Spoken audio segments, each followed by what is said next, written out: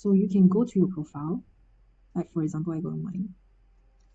If you are in creator mode, I think you can see more. So you can show all analytics. Then from here, you can see how many impression, followers, how many increase, how many search appearances, how many profile viewers, how many subscriber, newsletter article view.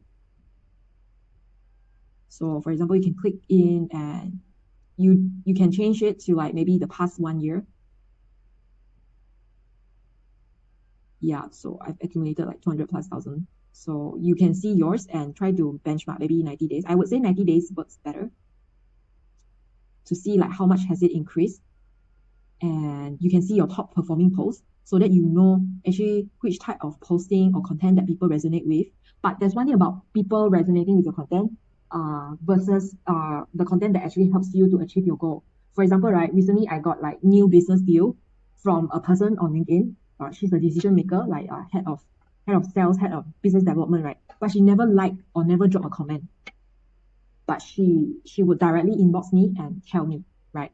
But this shows that why is the metrics is not very important, but you can see like people actually like which writing style of yours, for example. But that's why we need to experiment more with the format and find the winning format. For example, for me, is video works better. Like how I demonstrate my expertise, like how I would walk through a person who helps solve their problem, a specific problem especially. So you can also do that. Walk through the person on how you would solve that problem or your thoughts about certain problem that is often faced in your industry.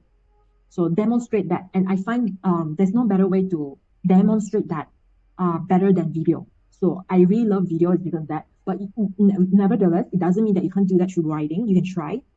Or you can try carousel as well. Yes, it works very well. So the more types you can do, then the more data that you can collect from your own experimentation. That's why I would suggest like a variety. Like for example, for my newsletter, I like to share visual because I realize some people, especially very busy executive, they may not have time to read through everything. So I mix like, okay, I do facts, but you can see I try to be clean. Like I don't want to like crumble up everything together. Like I will try to divide them by like spaces so that it's easier to read. So we need to consider the readability and then try to insert images for relatability. Try to insert proof. So these are the proof so that the person know that we are not just talking. Maybe we can show proof like this, or proof we receive an award, or proof we receive a good testimonial from a client, for example. So you can mix it up. Like this, I designed it myself. Like it can be a drawing as well. Like this, I also show my drawing. Like, okay, we do this. We help a client to systemize their client acquisition, for example. So we need to show proof instead of like all the stock images like this. Try to mix it up by showing real photos.